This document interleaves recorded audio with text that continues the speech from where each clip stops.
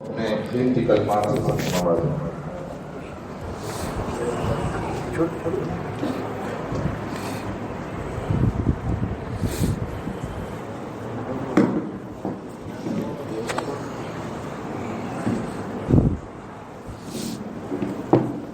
لا الہ الا اللہ۔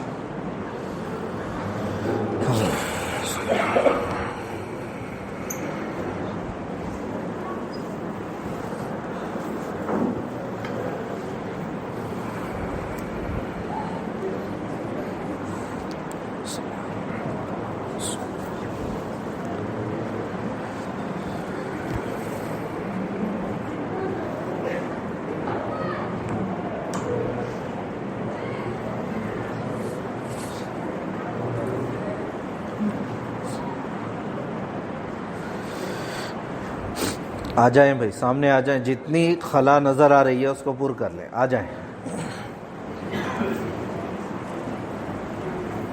ماشاء اللہ۔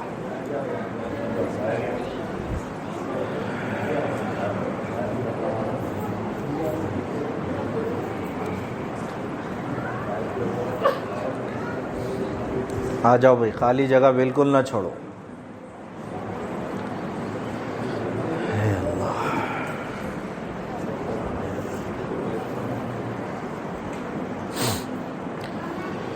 الحمد لله نحمده ونستعينه ونستغفره ونؤمن به ونتوكل عليه ونعوذ بالله من شرور أنفسنا ومن سيئات أعمالنا من يهده الله فلا مضل له ومن يضلله فلا هادي له ونشهد أن لا إله إلا الله وحده لا شريك له ونشهد أن سيدنا وسندنا وحبيبنا محمدا عبده ورسوله أما بعد فقد قال عز وجل في القرآن المجيد بعد أعوذ بالله من الشيطان الرجيم بسم الله الرحمن الرحيم سبحان الذي أسرى بعبده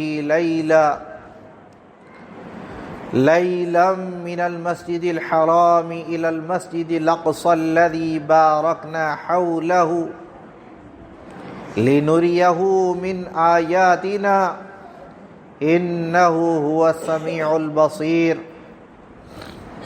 وقال النبي صلى الله عليه وسلم رأيت ليلة أو قال مررت ليلة أسري بي رجالا تقرض شفاههم بمقاريض من النار فقلت لجبريل من هؤلاء فقال هؤلاء خطباء أمتك يأمرون الناس الخير وينسون أنفسهم وهم يتلون الكتاب فلا يعقلون أو كما قال عليه الصلاة والتسليم۔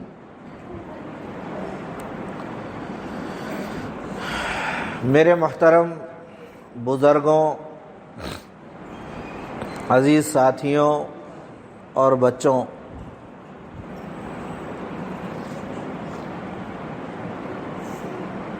جیسا کہ ہم سب کے علم میں یہ بات بخوبی ہے کہ جو اجتماع ہمارا اس وقت ہوا ہے یہ نبی پاک علیہ الصلاۃ والسلام کے شان اقدس کو بیان کرنے کے لیے اور ان کی ان قربانیوں اور عظمتوں کو بتانے کے لیے ہے جو قربانیاں کائنات عالم میں آپ کے علاوہ نہ کسی نے دی ہیں نہ دے سکتا ہے۔ کیوں؟ کیا دلیل ہے اس کی؟ خود آقا علیہ الصلوۃ والسلام کا فرمان ہے کہ اوذیت فی اللہ ما لم یؤذ احد، کہ اللہ کی طرف بلانے میں جو تکلیفیں اور جو اذیتیں مجھے دی گئیں مجھ سے پہلے کسی کو بھی نہیں دی گئی. اور یہ جو معراج کے عنوان پہ ہم جمع ہوئے ہیں، یہ سفر معراج خود آپ علیہ الصلوۃ والسلام کی تعریف میں ہے.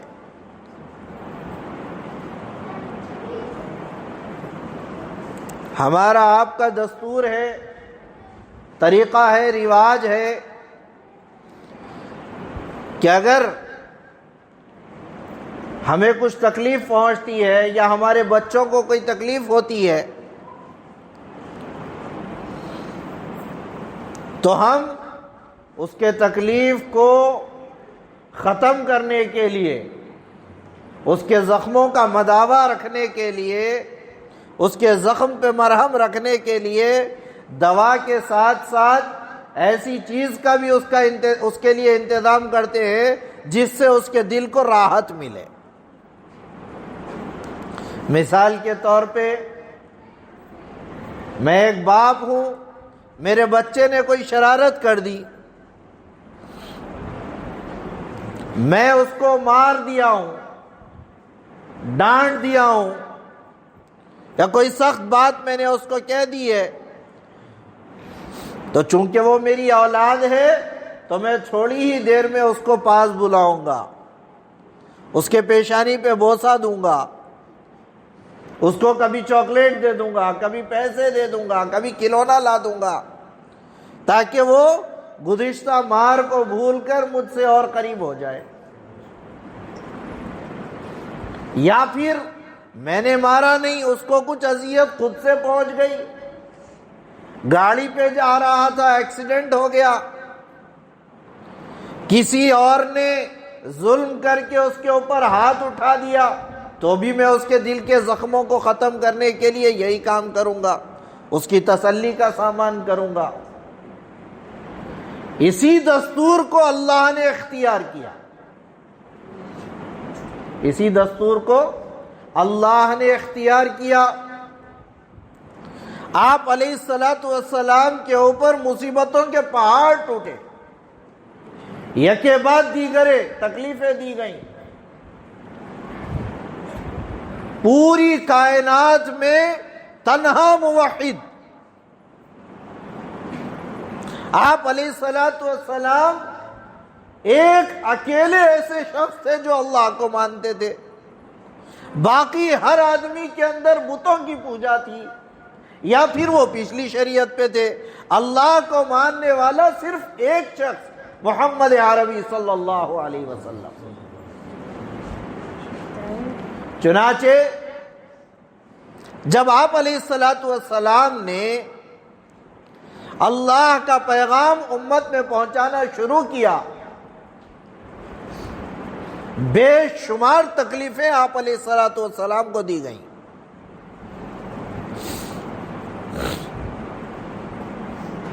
بارہا ہم نے سنا آپ علیہ الصلوۃ والسلام کو کیسے کیسے ستایا گیا. پہلے حالانکہ انبیاء کو بھی تکلیف دی گئی تھی، یہاں تک کہ بعض روایتوں میں ملتا ہے کہ بعض انبیاء ایسے تھے جن کے بدن مبارک کو مکمل چیر کر 2 ٹکڑے کر دیے گئے. کیا نہیں تکلیف ہوئی ہوگی. لیکن میرے نبی کا کہنا کہ مجھ کو جو تکلیف دی گئی مجھ سے پہلوں کو نہیں دی گئی. پھر ان کو تو آرے سے چیر دیا گیا بھائی، پھر آپ کے الفاظ کیسے کہ ان سے زیادہ؟ ہاں ان سے زیادہ تکلیف، یہ ان کو صرف جسمانی تکلیفیں ہوتی تھیں، میرے نبی کو ذہنی روحانی تکلیفیں بھی دی گئی. جسمانی تکلیف کے ساتھ ساتھ مینٹل ٹارچر کیا گیا. طائف کا سفر گواہ ہے، ہم نے بارہا طائف کے سفر کو پڑھا، کیسی کیسی تکلیفیں طائف میں پہنچائی گئیں. پتھر مارے جاتے آپ علیہ الصلوۃ والسلام کو، یہ جسمانی تکلیف تھی.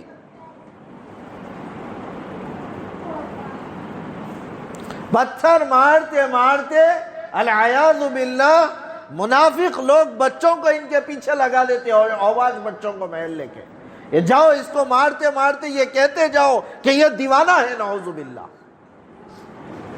جس کے صدقے میں پوری کائنات کو عقل بانٹی گئی اس کو دیوانہ کہہ رہے ہیں۔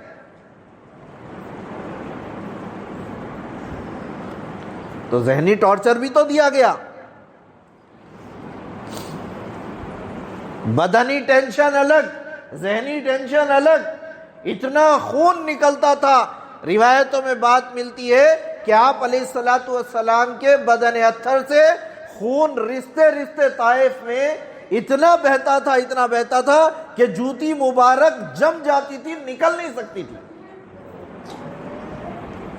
میرے پیاروں، سننے کے لیے بڑا آسان ہے، لیکن جو ان پہ گزری ہوگی اور جو انہوں نے برداشت کیا ہوگا اس کی انتہا کا ہم کیا اندازہ لگا سکتے ہیں۔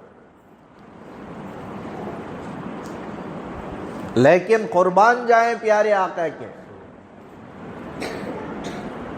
اتنا سب کچھ ہونے کے باوجود محمد عربی صلی اللہ علیہ وسلم کی محبت کا امت کے ساتھ یہ عالم تھا، اتنی تکلیفیں ملنے کے باوجود کبھی زبان پر بد دعا کا ایک لفظ نہیں لائے۔ پچھلے امت کے جو نبی تھے انہوں نے اپنے امتیوں کو بد دعائیں دیں، لکھا ہے قرآن میں، ربی لا تذر، ربی لا تذر من الارض، وہ آیت میرے ذہن میں نہیں آ رہی، قرآن نہیں وہ نہیں۔ بہرحال ایک نبی کے بارے میں الفاظ ہے قرآن کے کہ اے اللہ میری امت کے جو لوگ مجھے تکلیف دے رہے ہیں ختم کر دے۔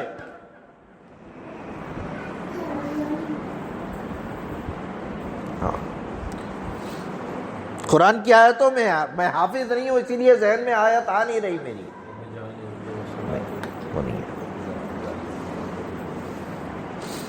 کہ جو میری بات نہیں مانتا اس کو ختم کر دے۔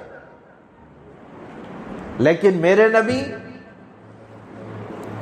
بیٹھے ہیں طائف کے سفر سے تھکے ہارے، ایک کونے میں بیٹھ کر دعا کے لیے ہاتھ اٹھائے اور کیا کہتے ہیں، الیک اشکو ضعف قوتی وقلت حیلتی، اے اللہ میں اپنی کمزوری کا شکوہ تجھ سے کرتا ہوں۔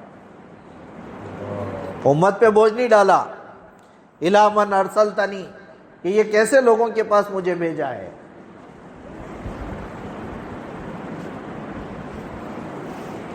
پھر دعائیں دی، تکلیف کو دیکھ کر فرشتے اتر گئے، عذاب دینے والے فرشتے آئے، عذاب دینے والے فرشتے آ گئے، کہنے لگے اے اللہ کے رسول صلی اللہ علیہ وسلم آپ کہہ دیں اگر آپ کی ایک زبان مبارک سے بات نکل جائے ہم مشرق و مغرب کے پہاڑوں کو دبا دیں گے، جس کی وجہ سے یہ شہر پورا ختم ہو جائے گا۔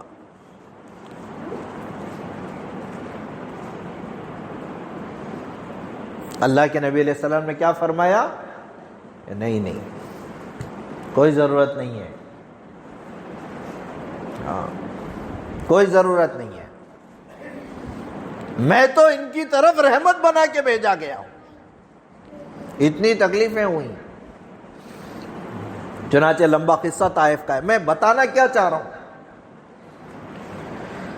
جب یہ ساری تکلیفیں گزری پھر آپ کی جو ہے حضرت خدیجہ رضی اللہ تعالیٰ عنہ کا انتقال ہوا، اپنے عزیزوں سے بچھڑے، کافی سارے جب تکلیفیں پہنچی تو اللہ نے بھی دل کے تسلی کا سامان کرنا چاہا۔ دل کی تسلی کا سامان کرنے کے لیے اللہ نے پھر آپ علیہ الصلوۃ والسلام کو معراج کے سفر سے نوازا۔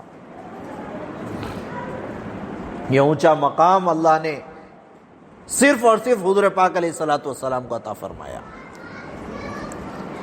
چنانچہ اس مبارک رات کی برکت سے کچھ ضروری باتیں بتا کر کے اپنی بات ختم کروں گا۔ پہلی بات جو میں ہمیشہ کہتا ہوں کہ بھائی یہ راتیں جاگنے کی نہیں ہوتی. یہ راتیں، ارے بولو نا جی، جاگنے کی رات نہیں ہوتی. عبادت کی بھی آج کی رات مخصوص ہے نہیں. عبادت کی بھی آج کی کوئی مخصوص رات نہیں ہے. کیوں؟ کسی بھی روایت میں صحیح طور سے یہ ثابت نہیں ہے کہ 27 رجب کو شب معراج ہوئی تھی. کافی اختلاف ہے اقوال میں. ہاں غالب گمان ہے کہ شب 27 کو ہوئی ہوگی، غالب گمان ہے. جس بات کی وضاحت صحیح روایات میں آپ علیہ الصلوۃ والسلام سے ثابت نہیں ہے، ہم اس کو کیسے کہہ سکتے ہیں؟ تو پہلی بات تو یہی ہوگی.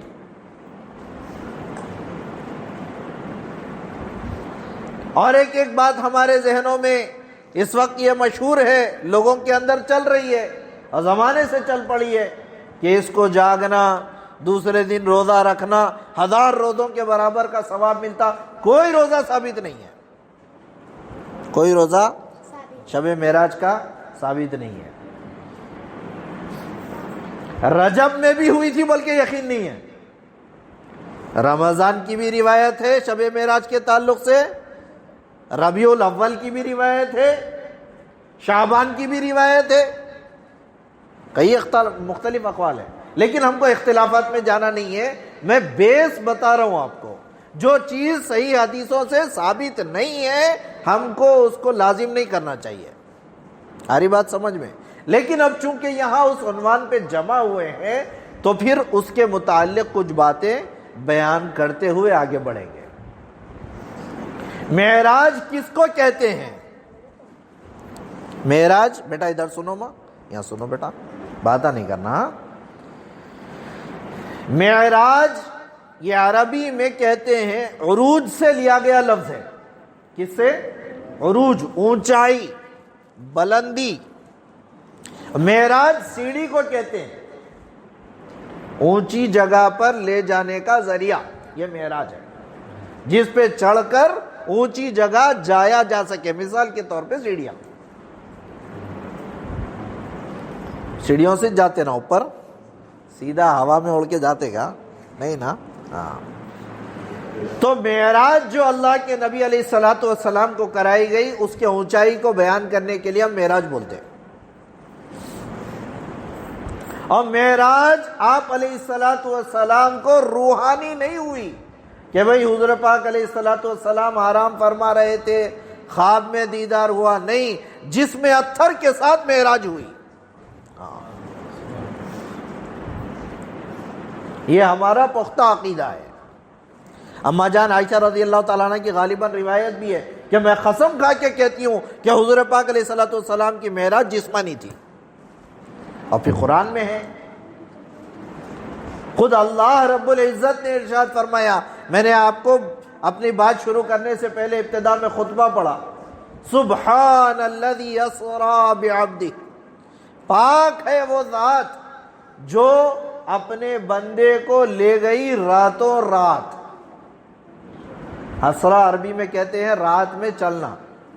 اسرا کا مطلب رات میں چلنا. اسرا بعبدی، کہ بندے کو لے کے چلے. کون؟ سبحان الذی، خود اللہ لے کے گئے.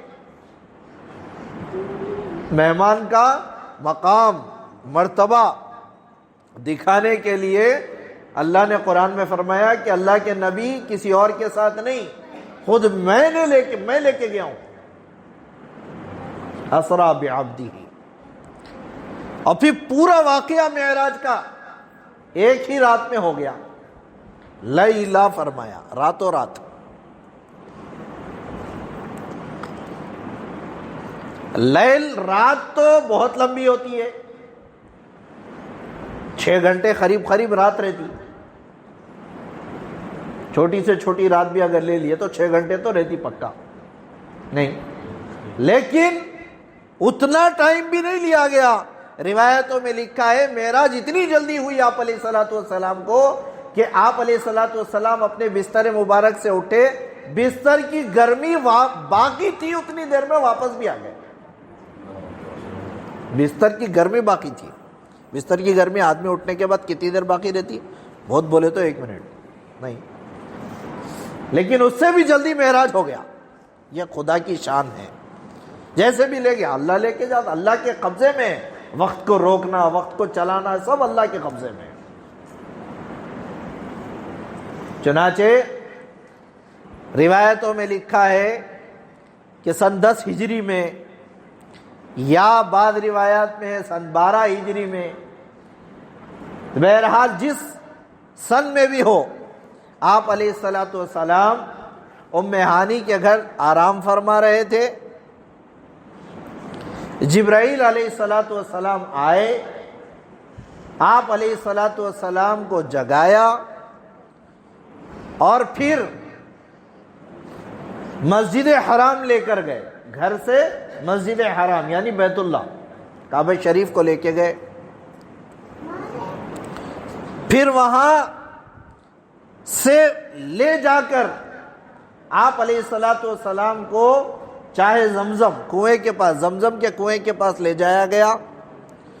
پھر کیا ہوا کہ آپ علیہ الصلوۃ والسلام کا سینہ مبارک کھولا گیا. جیسے اوپن ہارٹ سرجری ہوتی نا ہمارے دور میں آج کل، ویسے حضور صلی اللہ علیہ وسلم کے لیے ویسا ہی عمل کیا گیا. شق صدر ہوا، پورا سینہ آپ علیہ الصلوۃ والسلام کا جبرائیل علیہ السلام نے ایسے کھولا بیچ میں سے. قلب اطہر کو نکالا. جبرائیل علیہ السلام اپنے ساتھ آسمان سے 2 تشت لے کے آئے تھے، 2 تشتریاں اپنے ساتھ لے کے آئے تھے. ایک میں جو ہے زمزم تھا، زمزم کا پانی ایک میں تھا، اور ایک میں اللہ کی طرف سے جنت سے لایا ہوا نور تھا. زمزم سے آپ علیہ الصلوۃ والسلام کے قلب اطہر کو بھگویا گیا، اور پھر اس میں حکمت اور جو جنت سے لایا گیا نور تھا اس کو قلب اطہر میں بھر دیا گیا. پھر خود بخود آپ علیہ الصلوۃ والسلام کا سینہ مبارک میں وہ دل جڑ گیا، اور پھر خود بخود پورا سینہ برابر ہو گیا. گویا کہ آگے کا جو سفر ہے اس کی تجلیوں کو برداشت کرنے کے قابل بنایا گیا.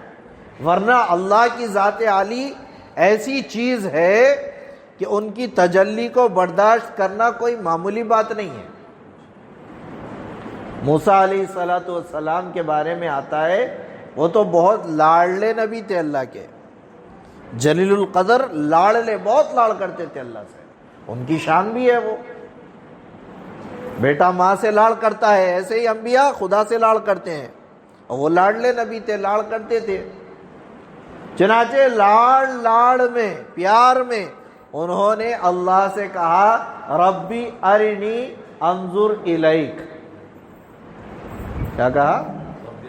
ہاں، اے اللہ تو کیسا ہے، تو کیسا ہے، مجھے اپنا آپ بتا تو صحیح، میں تجھے دیکھنا چاہتا ہوں. انظر الیک، میں تجھے دیکھنا چاہتا ہوں. اللہ میاں ہوتی نہیں کبھی کبھی ہمارے دل میں بھی تڑپ ہوتی، ارے اللہ کو دیکھیں گے کیسے ہے، کیوں، لیکن ہم نہیں دیکھ سکتے، ان کی شان ہی اونچی ہے.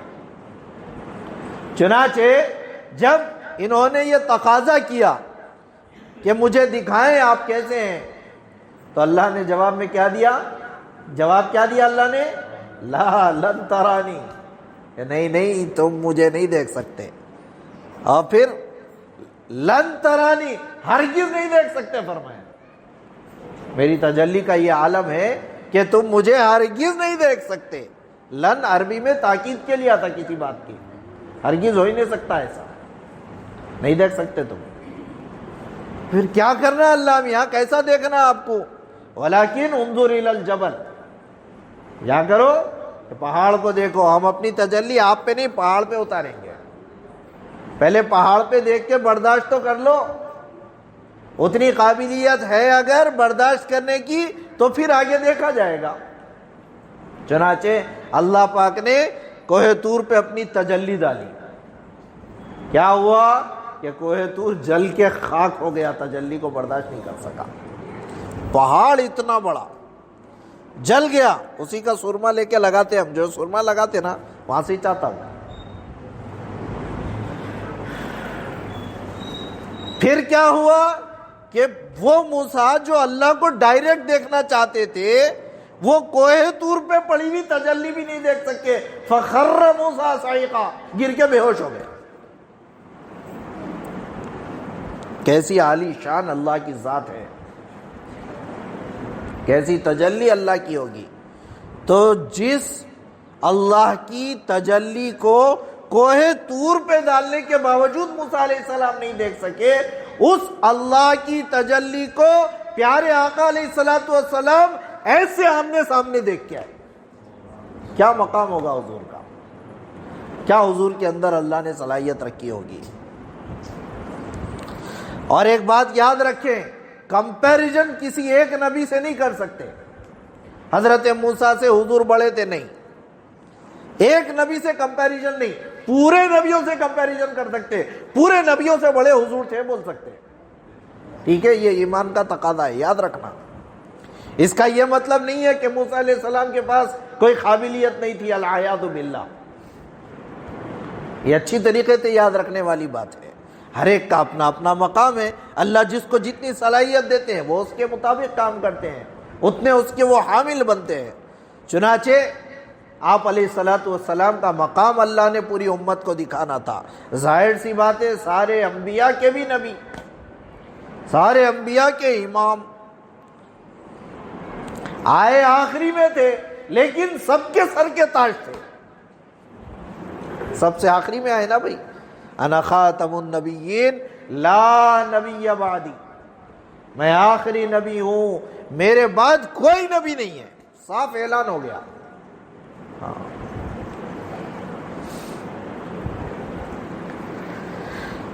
چنانچہ اس تجلی کا جو اظہار ہوا اس کی ابتدا یہاں سے ہوئی، معراج سے۔ پھر کیا ہوا کہ مسجد حرام سے یہ جب سارا واقعہ ہوا، قلب اطہر مبارک نکالا گیا، اس میں نور بھر دیا گیا، پھر آگے بڑھے۔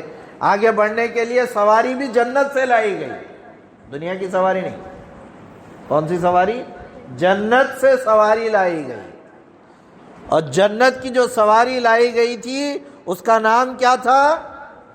براق۔ بولو کیا نام تھا؟ اے بیٹا یہاں دیکھو، کیا نام تھا بولو؟ ہاں، براق۔ برق کہتے ہیں تیز رفتار چیز کو، برق تیز رفتار۔ برق اصل میں عربی میں بجلی کو بولتے ہیں۔ بجلی کی کڑک چمک دیکھے کتنی تیز رفتاری سے آتی، اتنے اوپر چمکتی، لیکن دنیا میں یہاں سے دیکھ سکتے اپن کتنی ایک سیکنڈ کے لیے آ کے نکل جاتی، اتنی تیز رفتار رہتی، اسی سے براق کہا گیا، تیز رفتار سواری۔ سائز میں کیسی تھی؟ خچر سے کچھ چھوٹی، خچر سے کچھ چھوٹی، گدھے سے کچھ بڑی، گدھے سے کچھ بڑی، یہ سائز تھا اس کا۔ اب جیسے ہی آپ علیہ السلام کو اس براق پہ سوار کیا گیا تو وہ براق شوخی کرنے لگا، مچلنے لگا۔ گھوڑا مچلتا نا، دیکھیں نا، بیٹھے تو ایسا اچھلتا۔ تو جبرائیل علیہ السلام نے اس کو تنبیہ کی، یہ کیسی شوخی ہے براق، یہ کیوں مچل رہے ہو؟ تمہیں معلوم بھی ہے آج تمہارے پیٹھ پہ کون سوار ہے؟ اس سے افضل سوار تمہاری پیٹھ پہ آج تک کوئی نہیں ہوا۔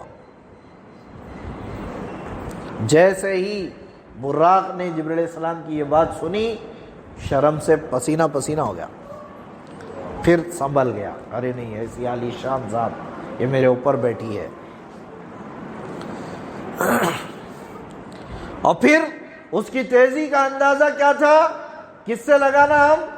آپ علیہ السلام کی نظر مبارک جہاں تک پڑتی تھی اس کا ایک قدم اٹھا کے دوسری قدم وہاں ڈالتا تھا، اتنا تیز قدم کی انتہائے بصر، جہاں پر آپ علیہ السلام دیکھتے تھے اس کی انتہا پہ اس کا قدم پڑتا تھا، اتنا تیز سوار۔ پھر وہاں سے بیت المقدس لے گئے، بیت المقدس میں سارے انبیاء کی امامت ہوئی، سارے نبیوں کو نماز پڑھائی، حضور امام بنے۔ گویا اللہ نے دکھا دیا دنیا کے اندر کہ سارے نبیوں کا امام کون؟ پیارے آقا محمد رسول اللہ صلی اللہ علیہ وسلم۔ پھر وہاں سے آسمانوں کا سفر شروع ہوا۔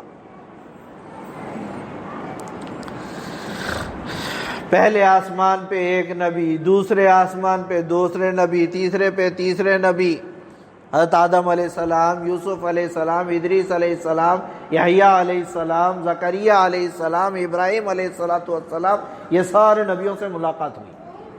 ایک ایک آسمان پہ ایک نبی ملتے گئے، استقبال کرتے گئے۔ پھر وہاں کیا ہوا کہ وہاں لے جانے کے بعد جنت کے نظارے کرائے گئے، جہنم کے نظارے کرائے گئے، الگ الگ مناظر دکھائے گئے۔ اللہ نے دونوں چیزیں بنائی ہیں، جنت بھی بنائی ہے، جہنم بھی بنائی ہے۔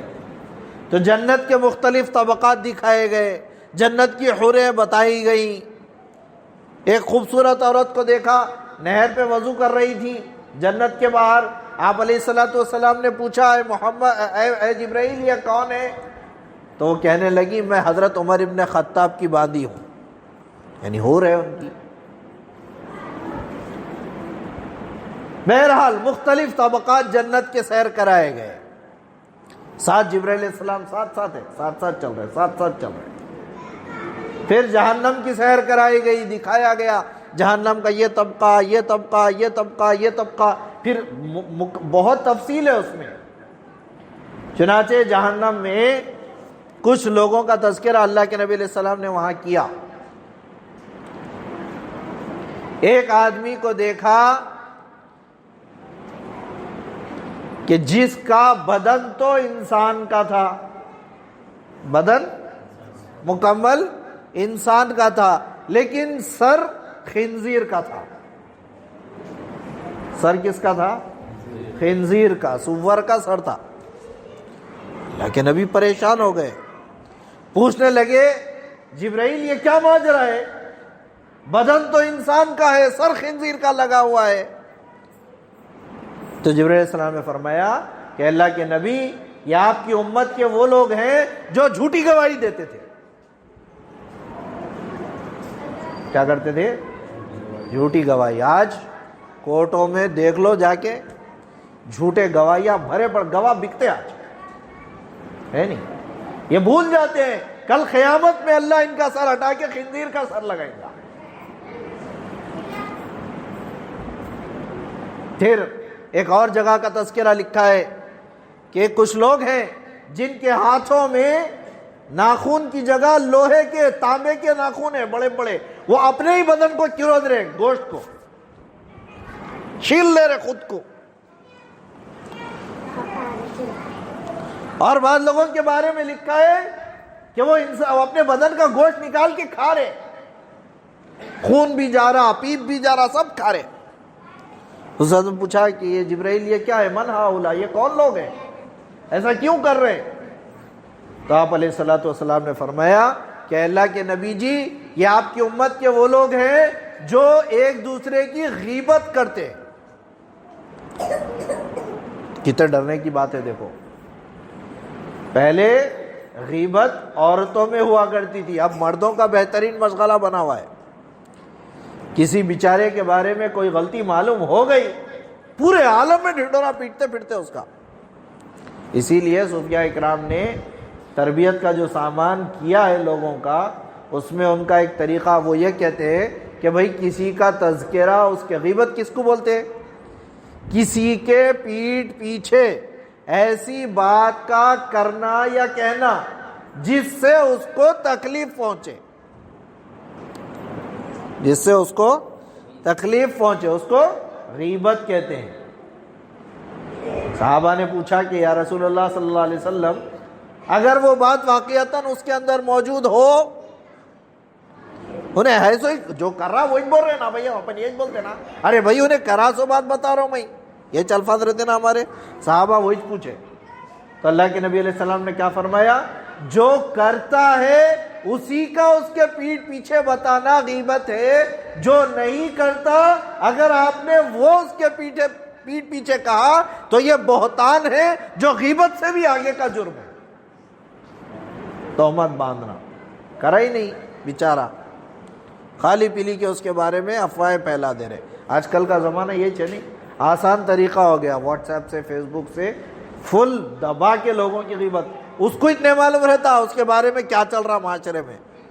ہاں یاد رکھو غیبت بدترین چیز ہے, اپنے اعمال کو کھا جائے گی.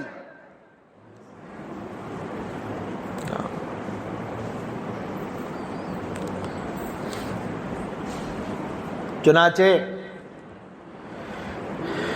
پھر آگے بڑھے, ایک ایسی قوم کو دیکھا جن کے پیٹ گھڑوں کے برابر بنے ہوئے, بڑے بڑے گھڑے, پیٹوں کو بڑے بڑے گھڑے بنا دیے, اس میں آگ بھری جا رہی,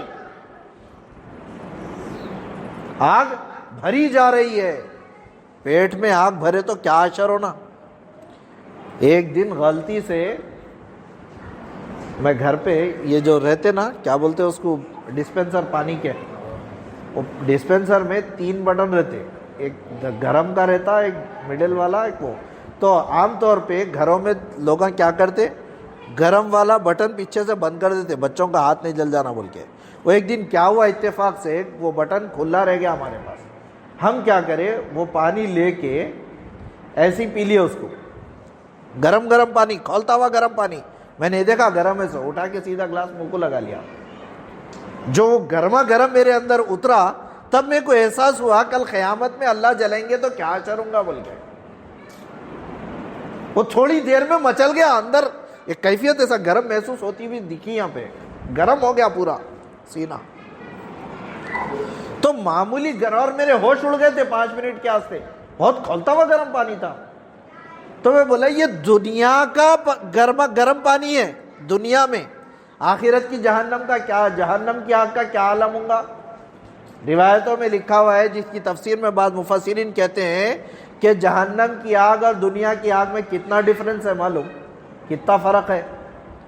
اگر آدمی کو جہنم کی آگ سے نکال کر یہ دنیا میں جو ہم آگ جلاتے نا اس میں اگر ڈال دیں تو لکھا ہے مفسرین نے کہ وہ دنیا کی آگ میں اطمینان سے سو جا سکتا, اتنا فرق ہے. تو وہ آگ سینے میں بھری جا رہی, پیٹ کے اندر آگ کے ڈلے اتارے جا رہے. تو آپ علیہ الصلوۃ والسلام نے پوچھا, جبرائیل یہ کیا ماجرا ہے, کون لوگ ہیں یہ؟ تو جبرائیل علیہ السلام نے فرمایا کہ اے نبی جی یہ آپ کی امت کے سود خور ہیں, انٹرسٹ کھانے والے.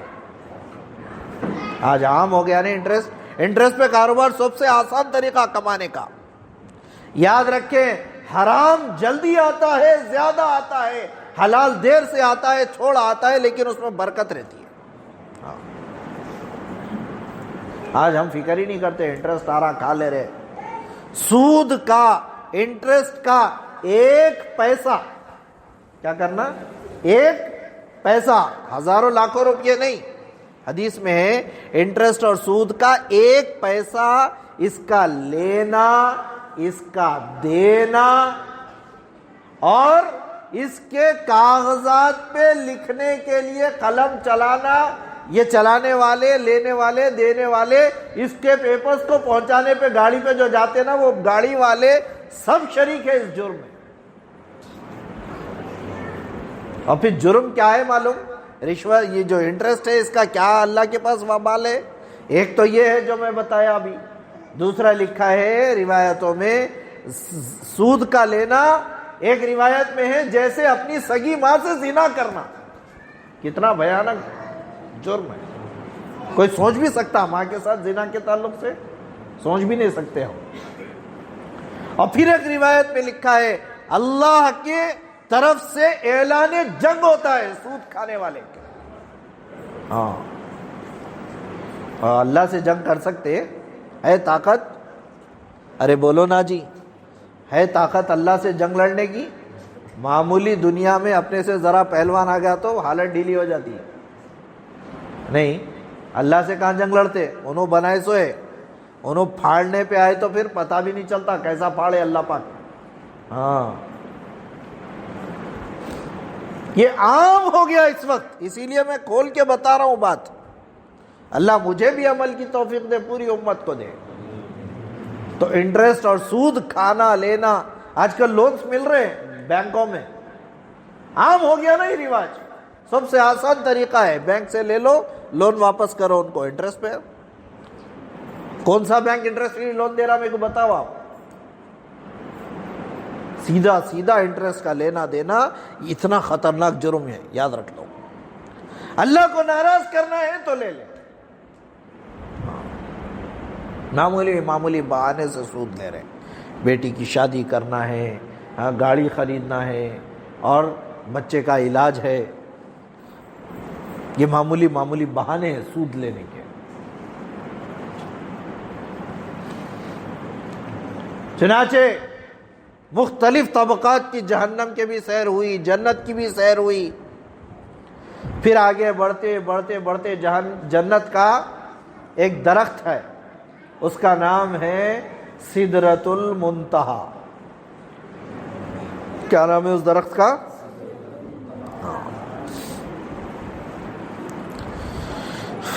پھر وہاں تک تو جبرائیل علیہ السلام ساتھ تھے، ابھی نعت میں سنے نا سدرۃ المنتہا پر جو پہنچے نبی، وہاں تک جبرائیل علیہ السلام ساتھ رہے، ہر سوال کا جواب دیتے گئے۔ اچھا سدرۃ المنتہا کیسا ہے؟ اس کے نورانی ورق ہیں، پتے،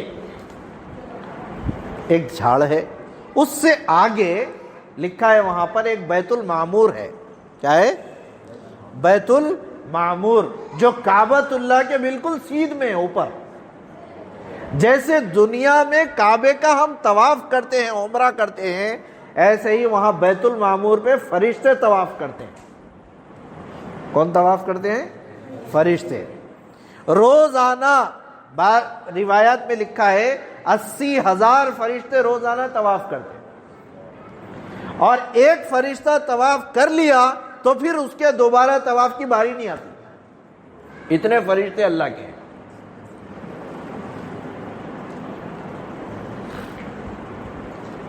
پھر سدرۃ المنتہا کے بعد بارے میں کچھ روایتوں میں بات ملتی ہے، وہاں دیکھا کہ کچھ چیزیں اوپر کو جا رہی ہیں، کچھ چیزیں نیچے کو آ رہی ہیں۔ بیت المعمور کے پاس پوچھا گیا کہ یہ کیا ہے؟ بیت المعمور کے پاس جو جبرائیل میں دیکھ رہا ہوں، یہ کیا چیز ہے؟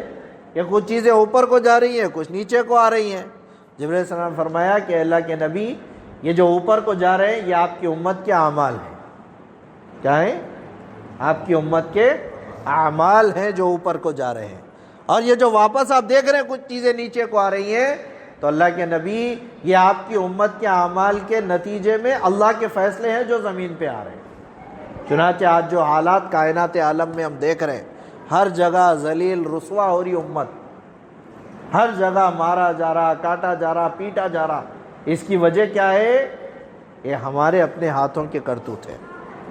قرآن میں اللہ نے کہا نا، بما کسبت ایدی الناس، لوگوں کے ہاتھوں کا کیا کرایا ہے، دوسروں کو دوش نہیں دے سکتے ہم۔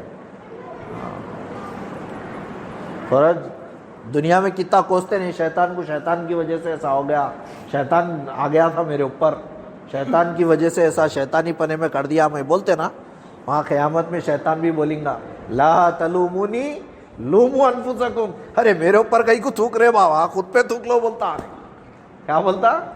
میرے اوپر کہیں کو تھوک رہے، خود پہ تھوک لو۔ قرآن کہہ رہا، میں نہیں کہہ رہا ہوں، لا تلومونی لوموا انفسکم، میں تمہارے کو برائی کی دعوت دیا، برا کرو بولا، میں تمہارا ہاتھ پکڑ کے برائی کرایا کیا؟ انہیں بھی وہاں بری و ذمہ ہو جائیں گا۔ بہرحال اسی لیے جب ہم اپنے اعمال کو سدھاریں گے تو انشاءاللہ پھر اللہ کی طرف سے فیصلے صحیح آئیں گے۔ آج ہمارے اعمال کا ہم جائزہ لے لیں، اپنی تنہائیوں کو سوچ لیں، کیسی ہماری تنہائیاں گزر رہی ہیں۔ آج ایک شیطان جیب میں آ گیا، موبائل، ہم اپنی تنہائی میں دیکھ لیں، غور کر لیں کیا کیا نہیں دیکھ رہے، اللہ بلا بدتر۔ اللہ معاف فرمائے، آنکھیں زنا کی عادی ہو گئی ہماری. نہیں ہو رہا، کوئی نئی بات بول رہا ہوں کیا میں؟ کیا تو مول صاحب ہم کب دیں گے، کہاں دیں گے؟ یہ طبقہ، یہ عالم میں چل رہی سو بات، کوئی نئی نویلی بات نہیں بتا رہا ہوں. بد نگاہی کرے بغیر چین نہیں مل رہا دل کو، یہ عالم ہو گیا. کیوں؟ عادی ہو گیا نفس اس کا. جب آنکھیں خراب دیکھیں گی، کان ہمارے گانے سنیں گے، اور ہمارے دل میں 24 گھنٹے ہیرو ہیروئن کے خیالات رہیں گے، تو کیا خاک ہماری آخرت بنیں گی بتاؤ. پہلے صحابہ کے اندر جذبات ہوتے تھے، دینی جذبات، تو ویسے لوگ پیدا بھی ہوتے تھے. یہ لوگ ایسی تھوڑی بن گئے عبد القادر جیلانی رحمۃ اللہ علیہ اور جو دیگر اللہ والے ہیں، یہ ایسی تھوڑی آ گئے کائنات کے اندر، دنیا کے اندر. ان کے پیچھے ان کے ماں باپ کی قربانیاں رہیں، ان کے جذبات پلے، جب جا کے ان کے اندر دین نہ آیا. یہ آج کل کے بچے کل کے ماں باپ بنیں گے. یہ خود ہماری اس نسل کے لیے ہم رو رہے ہیں، ان کی اولاد کا کیا عالم ہوگا؟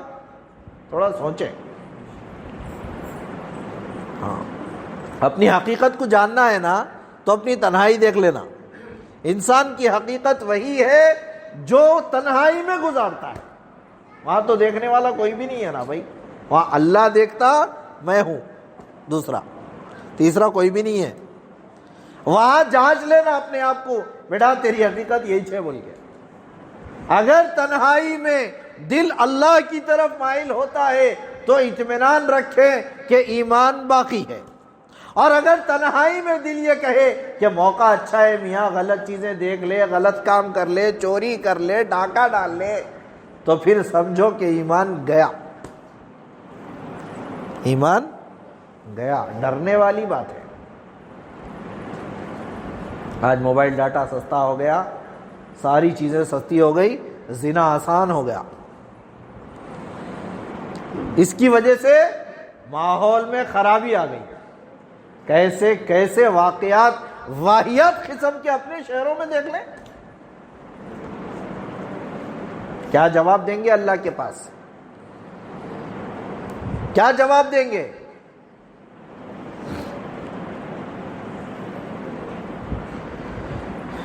ماحول پر خطر ہوتے جا رہا. اللہ کے گھر میں ہوں، منبر رسول کے پاس بیٹھا ہوا ہوں، اپنے جو آنکھوں کے سامنے کی کارگزاری میں آپ کو بتا رہا ہوں. کیوں بتا رہا ہوں؟ تاکہ تھوڑی سی فکر پیدا ہو. یہی اپنے علاقے کی بات ہے. قریب میں ایک دکان پہ کھڑا ہوا ہوں.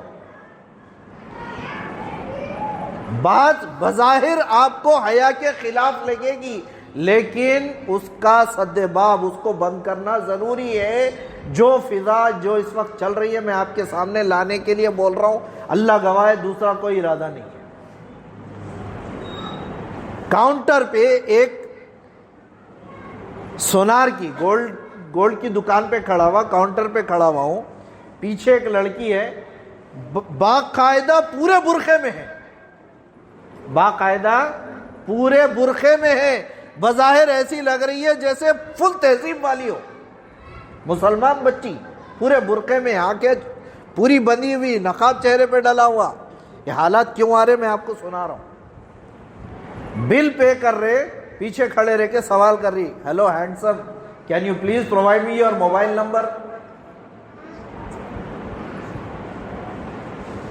اس نے یہ بھی نہیں دیکھا کہ سامنے ایک بندہ کرتے پجامے پہ، سر پہ ٹوپی، چہرے پہ داڑھی ہے.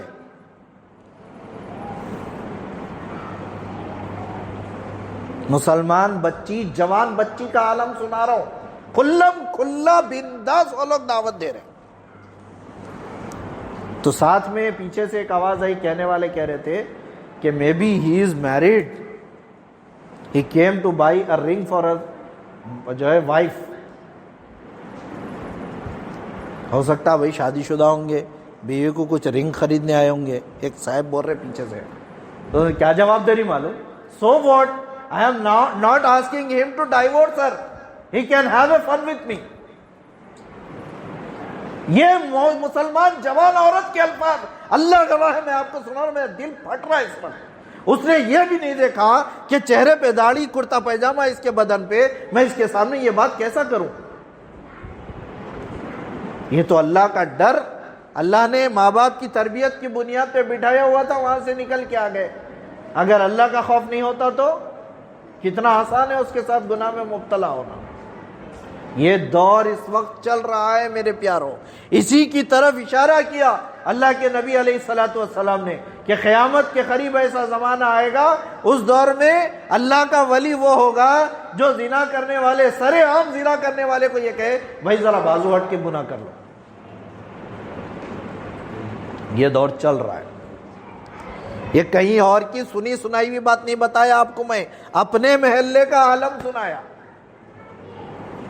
تھوڑا سوچو، اگر یہ معاشرے کی تربیت ہمارے بچوں کی ہوں گی تو ان کا کیا مستقبل ہوگا، کیا حشر ہوگا ان کا؟ ان کی جوانیاں کہاں تربیت پائیں گی، کہاں ان کے اندر آخرت کے جذبے پیدا ہوں گے؟ ڈرنے والی بات ہے کہ نہیں ہے؟ ارے بولو نا جی، ڈرنا ہے نہیں ہے، مر کے جواب دینا ہے نا اللہ کو۔ کیا جواب دیں گے؟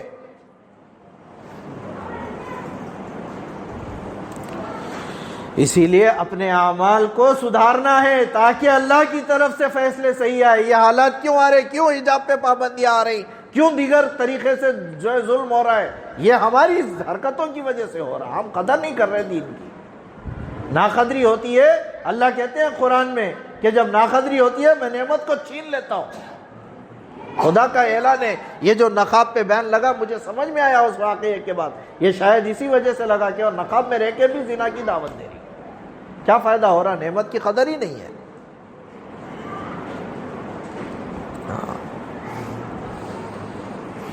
پھر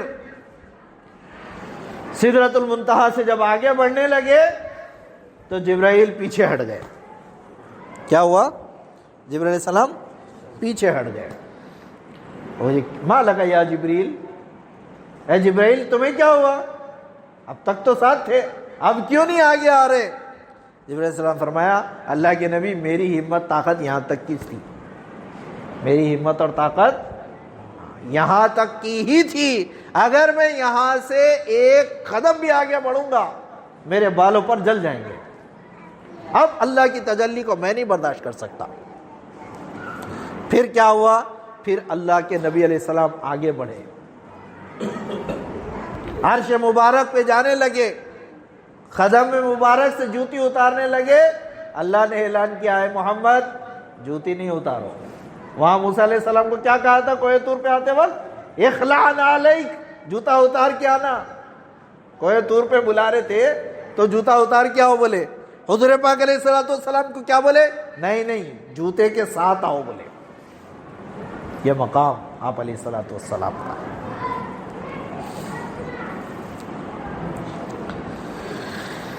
پھر عرش مبارک پہ آپ علیہ السلام کو بلایا گیا، پھر راز و نیاز کی باتیں ہوئی۔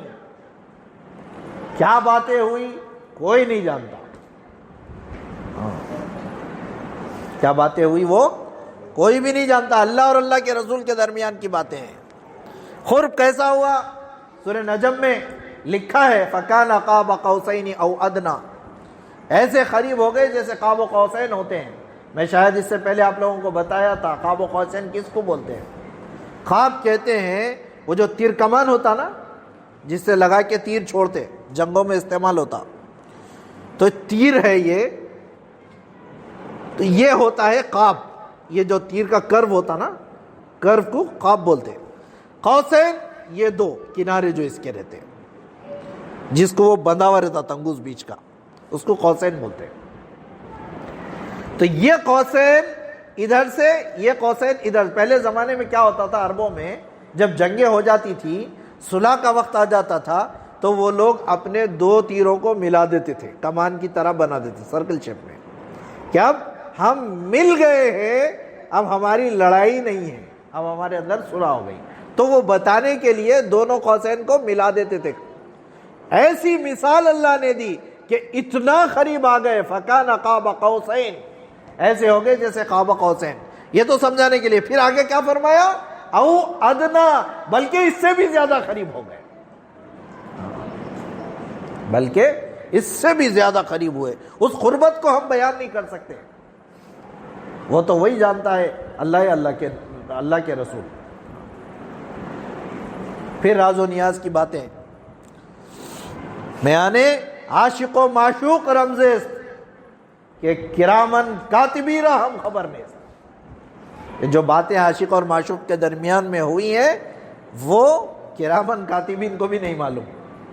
اللہ جانتا ہے، اللہ کے رسول جانتے ہیں. مختلف باتیں ہوئیں.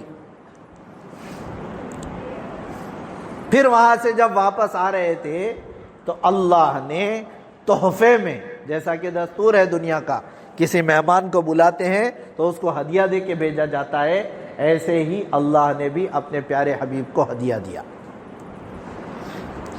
کیا ہدیہ دیا؟ کہ 50 نمازیں ہدیے میں دی. کتنے؟ ارے بولو نا جی زور سے. 50 نمازاں ہدیے میں دیے. آپ علیہ الصلوۃ والسلام نمازوں کو لے کے آج سے واپس آ رہے تھے. راستے میں موسیٰ علیہ السلام مل کے کہنے لگے، عیسیٰ علیہ السلام مل کے کہنے لگے کہ اے محمد کیا بات بنی، کیا دی اللہ پاک؟ بولے 50 نمازیں تحفے میں دیے. ارے اے اللہ کے نبی 50 نمازیں مشکل ہے، نہیں پڑھ سکتے، آپ جائیے اللہ سے کم کروائیے. اچھا نہیں پڑھ سکتے، ٹھیک ہے. اللہ کے نبی علیہ السلام گئے اللہ کے پاس، جا کے گزارش کرے کہ اللہ مجھے خوف ہے کہ میری امت 50 نمازیں نہیں پڑھ سکیں گی، کچھ کم کر دیجئے نا، ریکویسٹ کرے. ٹھیک ہے چلو آپ کے کہنے پہ 5 کم کر دیتے ہیں، 45. کتنے کرے؟ 45 کرے، 45. پھر واپس آئے، پھر پوچھے کیا ہوا؟ پھر بولے 45. بولے نہیں اور کم کرائیے. پھر گئے 40، پھر بھیجے، پھر گئے، کیا ہوا؟ 35. پھر گئے، پھر کیا ہوا؟ 5 کم کرے، 30. پھر 25، پھر 20، پھر 15، پھر 10، پھر 5 پہ آ گئی بات. 5 پہ بھی آئے بات. پوچھے اللہ کے نبی کیا ہوا؟ تو بولے 5 نمازوں ہدیے میں جو ہے معاف کر کے 5 نمازیں باقی رکھے. تو بولے وہ بھی نہیں پڑھ سکتے، آپ جا کے معاف کروائیے، کم کروائیے، ایک آدھ کر لیجئے. اللہ کے نبی کیا بولے؟ ارے اب تو مجھے شرم آتی ہے واپس جاتے ہوئے، کیا میری امت 5 بھی نہیں پڑھ سکتی کیا؟ نہیں، اب 5 بس. میں واپس جا کے اللہ سے نہیں پوچھتا، 5 نمازیں بس ہے، یہ تو رکھنا ہی ہے. پھر اللہ کی محبت دیکھے، خود اللہ کی محبت اللہ کے نبی سے اور امت سے. اللہ نے فرمایا اے محمد صلی اللہ علیہ وسلم لے کے 5 جا رہے ہو، لیکن ہماری بات باقی ہے، 5 پڑھیں گے 50 کا اجر دیں گے. قرآن میں ہے نا، من جاء بالحسنۃ فلہ 10 امثالھا، ایک نیکی لے کے آؤ 10 لے کے جاؤ، 5 پڑھیں گے تو 50 کا اجر. آفر باقی ہے.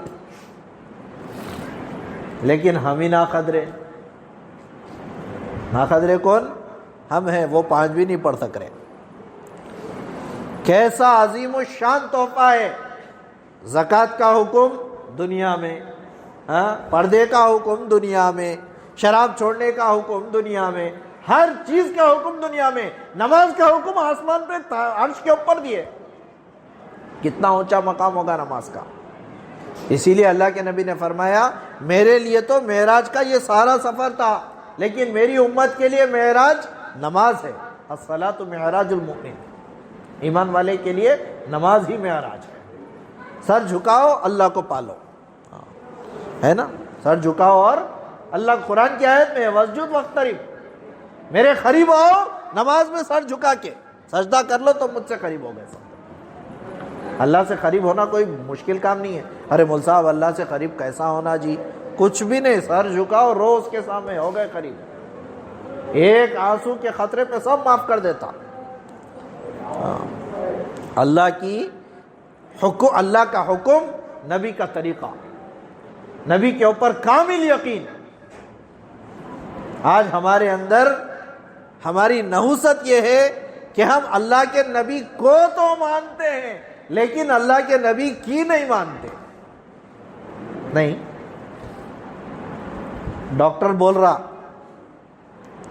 بھائی دیکھو اب بھی ہارٹ سرجری ہوئی تمہاری، چکنے چیزاں نہیں کھانا، وزن نہیں اٹھانا، مانتے نہیں مانتے اس کی بات؟ ارے بولو نا جی، مانتے نہیں مانتے ڈاکٹر کی بات؟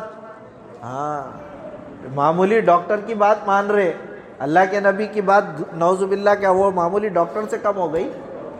یہ کرے تو نقصان ہے بولے اللہ کے نبی، مگر اس میں لگے ہوئے چھے. ہم کیا منہ دکھائیں گے بولو اللہ کے نبی کو؟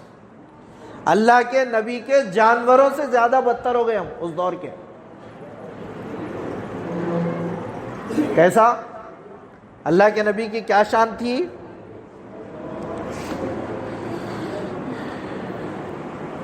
جا رہے راستے سے آپ علیہ الصلوۃ والسلام، ایک بدو دکھا. بدو بولے تو دیہاتی گاؤں والے جو رہتے نا، ویسے عرب کا گاؤں رہتا، گاؤں والوں کو وہاں کے بدو بولتے. تو عرب کا ایک بدو جا رہا تھا. بدو جب جانے لگا، آپ علیہ الصلوۃ والسلام کے اندر تڑپ پیدا ہوئی کہ میں اس کو اسلام کی دعوت دوں. اے بچوں ادھر آ جاؤ جی، ادھر آ جاؤ بیٹا، یہاں آؤ، یہاں آ جاؤ، اچھے بچے آؤ، آؤ آؤ آ جاؤ، آ جاؤ، قریب آؤ بیٹے، آپ لوگ سامنے آؤ، آ جاؤ، ذرا کروٹ چینج کرو آپ لوگ، ہاں بیٹھک چینج کرو، بور ہو جا رہے ایسا دکھ رہا. ہاں سننا پہ آنا پڑتا کیا؟ یاد ہے بھول گئے؟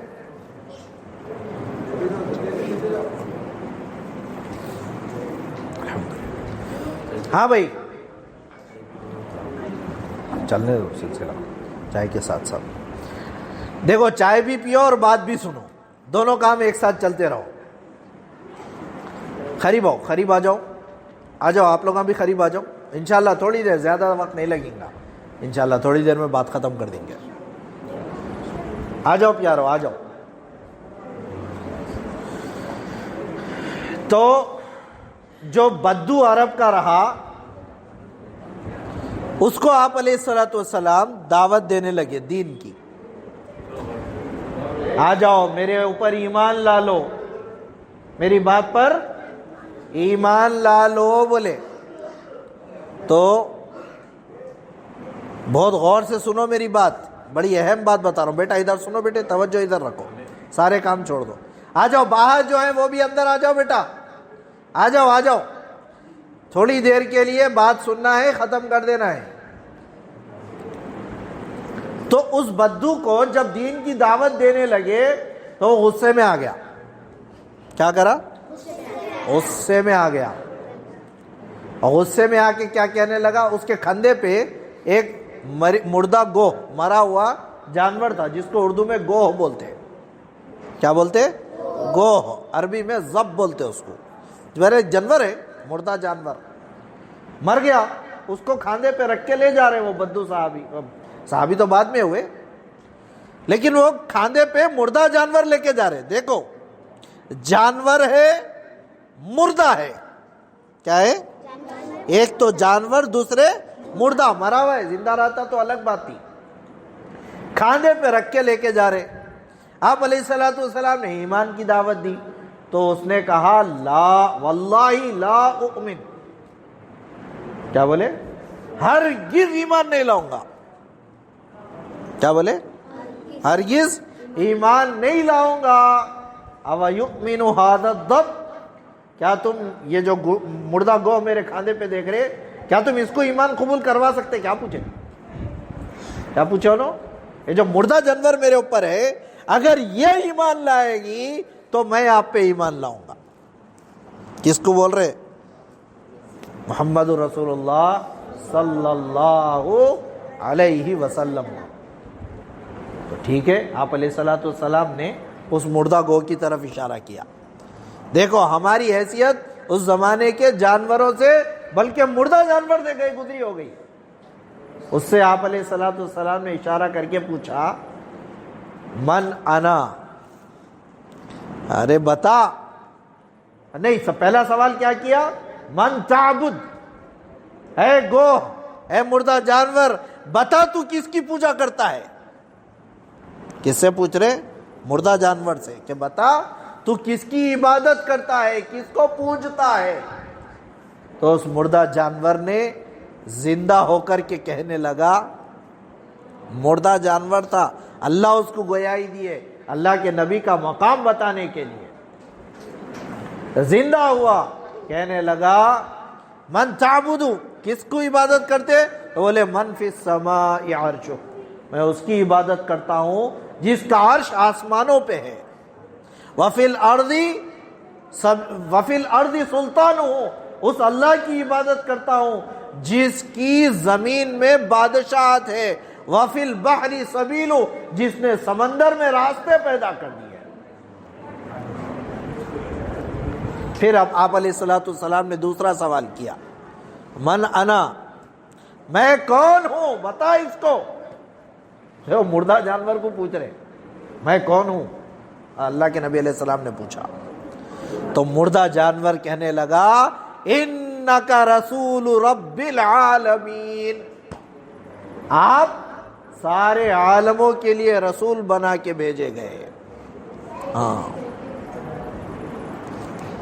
قد افلح من صدقک وقد خاب من کذبک، جس نے آپ کی بات مان لی وہ کامیاب ہو کر رہے گا، جس نے آپ کی بات نہیں مانی وہ ناکام ہو کے رہے گا۔ یہ کون بول رہے ہیں؟ مردہ جانور بول رہا۔ اس کو بھی معلوم ہے کہ اللہ کے نبی کی اتباع میں، اللہ کے نبی کی باتوں کو سننے میں، اس پہ عمل کرنے میں کامیابی ہے، اور آپ علیہ السلام کی نافرمانی میں ہماری ناکامی ہے۔ سب جانتے بوجھتے ہم اللہ کے نبی علیہ السلام کے اعمال سے دور ہیں۔ اللہ کرے کہ ہمارے اندر میں وہ اعمال آ جائیں جس کی اللہ کے نبی نے ساری زندگی محنت کی ہے امت میں پیدا کرنے کے لیے۔ بہرحال پھر وہاں سے واپسی ہوئی، آپ علیہ السلام واپس آئے تو لکھا ہے کہ بستر مبارک کی گرمی بھی باقی تھی۔ اتنا سب کچھ اتنی دیر میں ہو گیا نہیں، یہ واقعہ معراج کا مختصر سا تھا، لیکن اس سے سبق ہم کو یہ لینا ہے کہ ہم کو اللہ کی بات کو حضور پاک علیہ السلام کے بتائے ہوئے طریقے پہ ماننا ہے۔ مانیں گے انشاءاللہ؟ اللہ مجھے آپ کو ساری امت کو کہنے سننے سے زیادہ عمل کی توفیق عطا فرمائے۔ درود شریف پڑھ لیں، دعا کر لیں گے انشاءاللہ۔